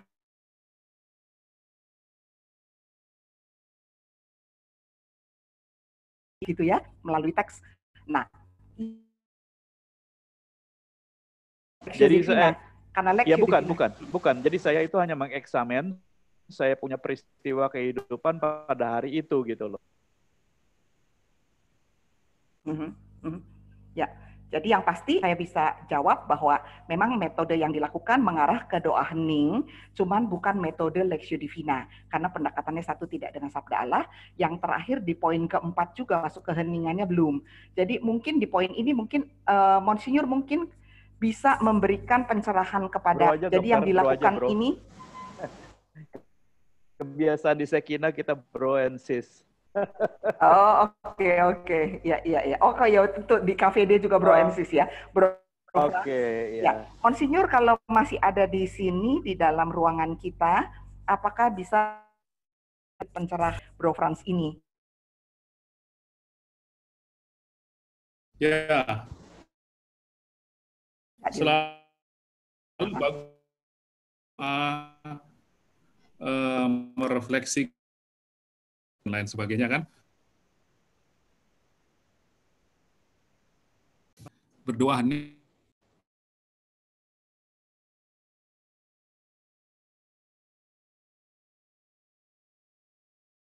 dengan bantuan adanya untuk mengarahkan permenungan kita juga, karena ada tuntunan maupun kegagalan yang sekarang kita alami juga, meskipun dalam bentuk yang berbeda ya, sehingga mungkin itu ada plusnya, atau dengan ada firman dari kitab suci itu kita ada bantuan untuk sedikit membantu mengarahkan permenungan kita, membantu juga untuk menilai apa yang buruk dan yang baik. Jangan-jangan apa yang kita pikirkan sebagai buruk ternyata baik kalau kita tatapkan dengan firman Tuhan misalnya, yang kita nggak bayangkan misalnya begitu ya. Nah, itu bisa memperluas pandangan kita dan membantu kita juga untuk menilai pengalaman hidup kita berdasarkan terang firman Tuhan. Selain juga keyakinan kita ya, bahwa dengan membaca kitab suci, Tuhan sendiri menyapa kita pada waktu kita membacanya itu. Jadi dua itu, jadi kehadiran Tuhan sendiri melalui sabdanya, tapi juga kita ini kalau sendiri tentu saja bagus ya, tapi kan pengalaman kita juga terbatas. Nah, itu dengan membaca kitab suci yang sudah teruji ya, kekayaan pengalaman yang sangat kaya, kita bisa dibantu untuk memaknai peristiwa hidup kita sesuai dengan kehendak Allah yang tertuang dalam kitab suci. Misalnya kalau kita sudah berbuat baik, kemana-mana mengalami susah, kita akan bisa misalnya membaca kitab Ayub, oh melihat pergulatan dia juga ya, bagaimana. Lalu kita dibantu untuk menilai. Dia sempat protes juga pada Tuhan, tapi akhirnya sampai kepada sikap pasrah dan lain sebagainya. Jadi kita dibantu untuk memaknai, menilai peristiwa kita secara lebih sesuai dengan iman kita, mungkin ya. Mengingat kalau kita sendiri-sendiri kan bisa ada keterbatasan ya. Ya. Terima kasih Bapak Uskup. Ya. Dokter Iren, satu lagi, just to make sure. Kita kan di KVD kan kita selalu baca kitab suci dan sharingkan apa yang menurut saya atau siapapun yang merasa bahwa itu menyentuh diri kita. Jadi rasanya kalau apakah betul ya? Maksudnya dengan sesudah sharing ini, tentu saya sih sangat bertumbuh menurut saya ya di KVD ya. Karena saya lebih yang quote unquote itu maksudnya tuh dipaksa untuk mengerti bacaan kitab suci. Tapi akhirnya saya sudah di tahun kedua ini di KVD, menurut saya bertumbuh karena saya merasa bahwa saya lebih mengerti apa yang bacaan itu mau katakan kepada saya gitu loh. Jadi apakah tahapan Lectio Divina itu sesudah itu gitu, Ibu Dr. Iren? Jadi sebetulnya untuk masuk ke Lectio Divina, tadi seperti saya katakan, tidak dibutuhkan studi kitab suci, pemahaman, atau seberapa jauh kita bisa memahami kitab suci itu sendiri. Jadi juga sangat cocok bagi pemula. Jadi bagi orang yang sama sekali tadinya belum pernah pegang kitab suci, ketika dia dihadapkan kepada sabda Allah, ya teks kitab suci itu, maka teks itu mempunyai daya sendiri. Satu ayat pegangan yang saya imani sungguh, dikatakan bahwa Injil adalah kekuatan Allah yang dapat mengubah manusia, perilaku manusia. Jadi dengan kita membaca aja, tanpa kita perlu menafsirkan gitu ya, tanpa kita perlu mengerti, kita hanya baca aja terus dengan tekun, tanpa kita sadari, kita akan semakin berubah. Karena Injil adalah kekuatan Allah. Ini luar biasa. Itu pengalaman saya pribadi dan juga saya imani betul. Maka waduh, mencintai sabda Allah ini luar biasa. Karena apa? Sekarang kita ini di zaman sekarang, udah kitab suci kita punya, di HP pun isinya kitab suci, apalagi anggota KVD yang udah dikirimin teks yang kita udah terstruktur, membaca, yaitu dari bacaan pertama, bacaan Injil dan lain sebagainya, sudah dikirim tiap pagi sama Bro Andri. Yang tinggal kita buka. Dan itu adalah daya ilahi. Jadi, ya luar biasa sabda Allah. Sungguh, pasti kita akan berubah. Pasti. Dengan hanya membaca. Tapi kalau kita masukkan lagi, dengan mengunyah, dengan kita bertanya kepada sabda itu, dan kita membayangkan kekasih jiwa kita ada di tempat kita, ada di hadapan kita, maka dengan senyum-senyum itu, hidup kita jadi ringan. Kalau enggaknya hidup kita ini muka panjang karena beban kita terlalu berat. Ya, baik. Terima kasih Dr. Iren. Terima kasih. Ada lagi yang lain?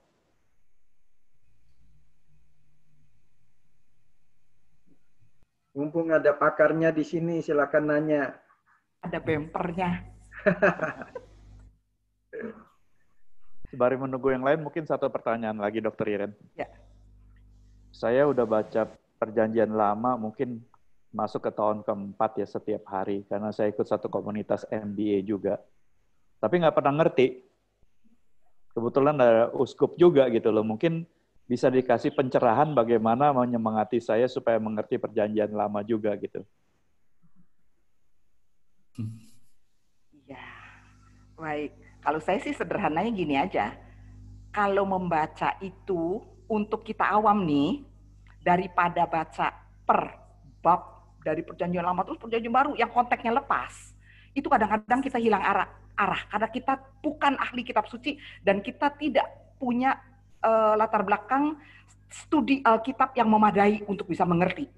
Nah, tuntunan yang dilakukan di KVD itu membantu kita konteks Perjanjian Lama menjadi aktual di Perjanjian Baru. Itu udah dibantu oleh para ahli-ahli kitab suci. Maka ketika Perjanjian Baru teksnya ayatnya ini, Perjanjian Lamanya yang mengantarkan itu ada di situ, udah udah dipasangkan gitu tuh istilahnya. Jadi saya senang pendekatan pemahaman kitab suci lewat baca kalender liturgi harian. Itu sederhananya saya seperti itu. Silakan Monsinyur tambahkan. Ya, memang tidak mudah ya. Khususnya juga perjanjian lama, detail-detailnya. Tapi mungkin membantu kerangka besarnya sajalah. Kerangka besar dari seluruh kitab suci kan bisa disebut apa ya? Bisa dipakai kerangka sejarah keselamatan. Maksud saya begini, kan banyak detail-detail sekali ya cerita-cerita itu ya. Tapi kan intinya sebenarnya yang dikisahkan dalam kitab suci itu bagaimana Allah melaksanakan satu-satunya rencana yang dia miliki, yaitu menyampaikan keselamatan kepada manusia. Lalu manusia menanggapinya. Itulah isi pokok dari kitab suci. Allah merencanakan keselamatan, mengajak orang untuk hidup baik dan sebagainya, dan manusia menanggapinya. Allah setia terus, manusia kadang setia, kadang tidak, kadang berhasil, kadang gagal. Itulah bisa menjadi salah satu fokus dari ketika kita membaca kitab suci, kalau mau mengambil pesannya ya. Karena kan kalau enggak, banyak sekali ya, ada lahir di sana, lahir di situ, atau nama-nama ini banyak sekali, dan lain sebagainya. Ada kitab yang hanya berisi peraturan-peraturan, bisa membosankan, dan kita juga nggak nangkap semua nama-nama itu, tempat-tempatnya, dan lain sebagainya. Mungkin bisa fokus dari sudut itu. Dalam tiap kisah itu kita akan lihat di sana bagaimana Allah sedang menawarkan karya keselamatan, dan bagaimana manusia menanggapinya. Nah, dari pihak Allah dia terus setia mencari cara supaya satu-satunya rencana itu bisa terlaksana. Tentang manusianya, penuh variasi dalam kitab suci ya. Ada yang taat, Abraham, ada yang kadang taat, kadang tidak, Daud berhasil, kadang-kadang tidak, itu juga menariknya ya. Atau murid-murid juga bahkan ya, ada yang percaya, ada yang ragu-ragu, ada yang mengkhianati, ada yang kembali.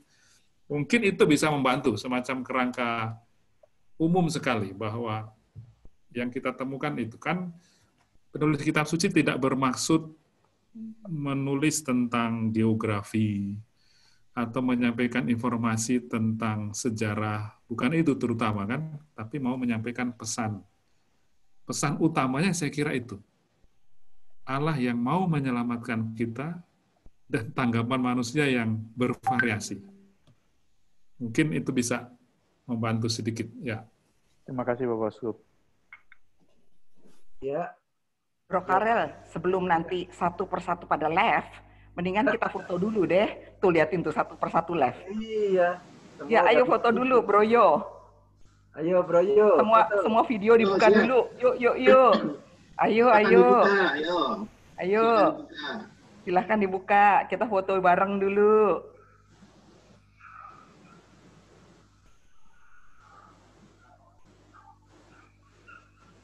Ya. Ini masih banyak yang belum buka. Ayo, mari. Sis Janet, Sis Lani. Sis Lani. Iya. Ya, Sis Lydia. Sis Jenny. Oke, kita foto ya.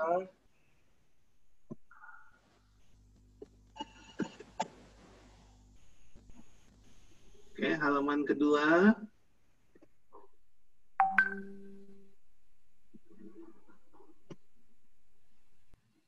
Oke, Sis, sudah selesai. Oke, lanjut. Tinggal waktu sedikit lagi. Berapa menit lagi nih? Kita punya waktu kesempatan untuk... udah habis sih sebetulnya waktunya. Jam 3. Habis sih. Iya. Kalau nggak ada yang tanya, saya boleh lanjutkan nggak pertanyaan saya, Dr. Iren? Saya mau nanya. Tanya moderator. Ya, oke, silakan. Go ahead. Ini Bro Bayu ya tadi mau nanya ya? Iya. Silakan. Salah satu cara saya untuk mengerti suatu bacaan yang ada yang mungkin dibaca, kalau tadi Dr. Iren mungkin cerita mengenai Lectio Divina dibaca pelan-pelan. Salah satu metode yang saya lakukan adalah, tapi pengalaman saya kayak tadi yang di Subscope mengenai Galatia 3 itu, ini muncul kata-kata kayak contohnya ada Targus. Targus itu suatu bacaan yang muncul karena 430 tahun sebelum Taurat itu muncul, Abraham dibenarkan oleh imannya. Jadi saya jadi tambah bingung gitu loh. Apakah pertanyaannya sekarang begini, apakah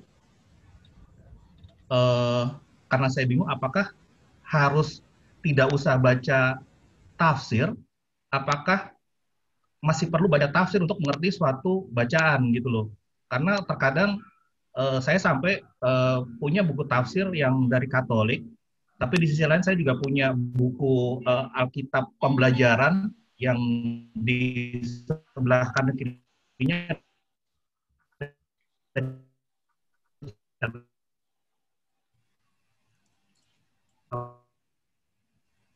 Suaranya putus-putus, Bro. kakinya mengenai.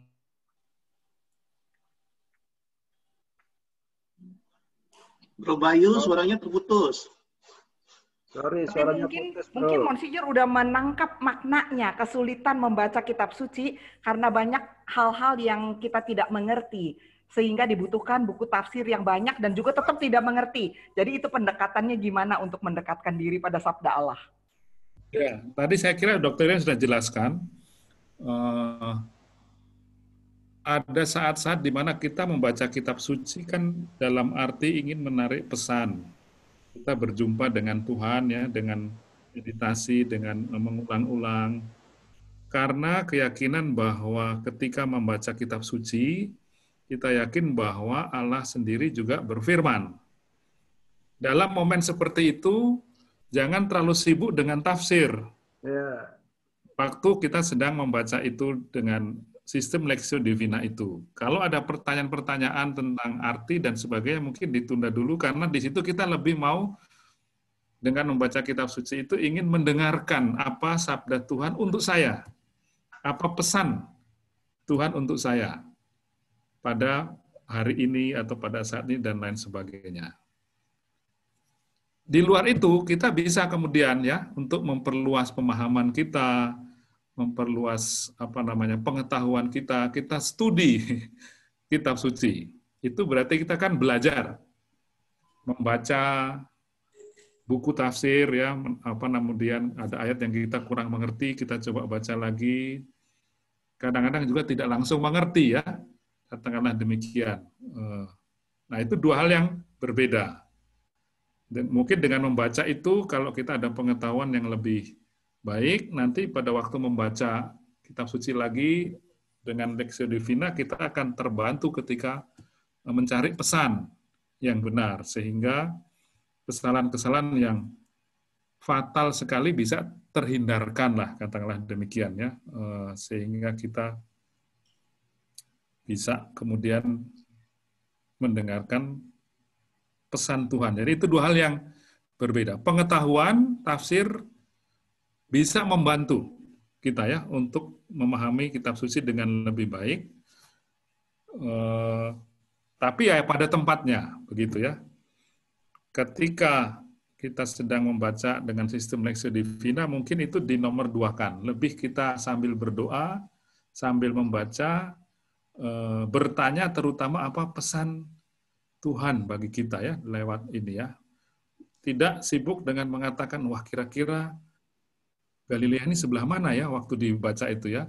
Atau kira-kira Yerusalem di sebelah mana. Nanti malah terganggu ya. Tapi kan mencari pesan Tuhan pada saya apa. Itu di satu pihak. Di sisi yang lain tentu saja pemahaman yang dasar sekali tetap perlu ya. Kalau Yesus kan sudah membantu kita juga ya, merangkum semua ajarannya dengan cintailah Allah dengan segenap hati dan cintailah sesamamu. Itu bisa menjadi patokan yang umum sekali ya, dasar. Dan tadi yang saya katakan tentang keselamatan itu. Sehingga kalau dalam pembacaan itu kemudian kita mendapat inspirasi harus melakukan ini dan itu, kalau tidak bertentangan dengan perintah dasar itu, ya kiranya masih on the track, katakanlah demikian ya, meskipun tidak semua ayat kita pahami. Tapi ada batas-batas yang sangat jauh lah yang bisa kita jadikan tolok ukur untuk menilai paling tidak ini saya benar atau enggak ini ya. Nanti tiba-tiba Lectio Divina dapat inspirasi, wah saya harus demi membela Tuhan pergi mengebom tetangga. Karena saya sudah doa pesannya tadi begitu. Nah itu pasti keliru. Karena ada kerangka dasar sekali bahwa kita harus mencintai Tuhan, mencintai sesama. Misalnya begitu ya. Kalau ada orang mengklaim, tadi saya Lectio Divina, diminta mencintai Tuhan, dan karena itu tadi saya dapat pesan supaya saya membunuh orang-orang yang fanatik atau yang memusuhi agama saya, misalnya begitu ya. Pasti itu keliru, misalnya ya, untuk hal yang mendasar itu. Jadi, bagaimana ya? Pengetahuan membantu pasti ya, setelah itu, kalau kita membaca, ujung-ujungnya kalau mencari pesan kan sebenarnya tidak rumit. Pesan Yesus itu ya, pesan cinta kasih dan sesama, tentu nanti ada sedikit uraian-uraiannya begitu ya, tetapi itu kita bisa pelajari pada kesempatan-kesempatan yang memang khusus untuk belajar. Pada saat sedang membaca kitab suci secara rohani, Lectio Divina dan lain sebagainya, itu agak dinomor duakan lah. Lebih kita baca dan mendengar apa ya yang mau disampaikan Tuhan. Di luar itu, memang studi kita, dalam arti itu ya, perlu ada kursus, ada pembacaan yang, pelajaran-pelajaran, dia bisa menjadi latar belakang kita nanti kalau membaca kitab suci atau mendengarkan firman Tuhan pada waktu Ekaristi dan lain sebagainya. Ya, begitu. Oke, makasih. Ya, terima kasih, Monsinyur. Bagaimana teman-teman? Masih adakah pertanyaan atau kita tutup? Kita tutup dengan doa, salah satu berdoa. Ya, ada calon pengurus baru kan di sini masih. Ayo. Sis Lydia Leo ya? Lydia Leo. Nanti Monsinyur kasih berkat buat kita semua. Ya, ayo Sis Lydia di open videonya. Terima kasih. Silahkan masuk. Sis Lydia masih ada di tempat? Iya. Ya. Dapat kehormatan nih mendoakan kita semua. Tutup nih. Doa penutup ya? Doa penutup ya. Iya, doa penutup. Berkat dari Monsinyur nanti. Dan Monsinyur untuk pemberkatannya. Oke. Bapak Ibu yang terkasih, mari kita tutup pertemuan ini dengan doa. Dalam nama Bapa dan Putra dan Roh Kudus. Amin. Bapa yang Maha Baik, kami bersyukur atas selesainya pertemuan ini. Karena kami percaya bahwa Engkau sendiri berkenan mendampingi kami dan menuntun pembicaraan kami hari ini. Sudilah kiranya Engkau memberkati kami semua dalam memahami setiap pembelajaran yang diberikan oleh Monsinyur dan Dr. Iren. Dan berkatilah Monsinyur serta Dr. Iren dan semua saudara-saudara yang telah hadir di tempat ini. Semoga semua pembelajaran ini sungguh memberikan kesegaran dan pembaruan bagi kami semua.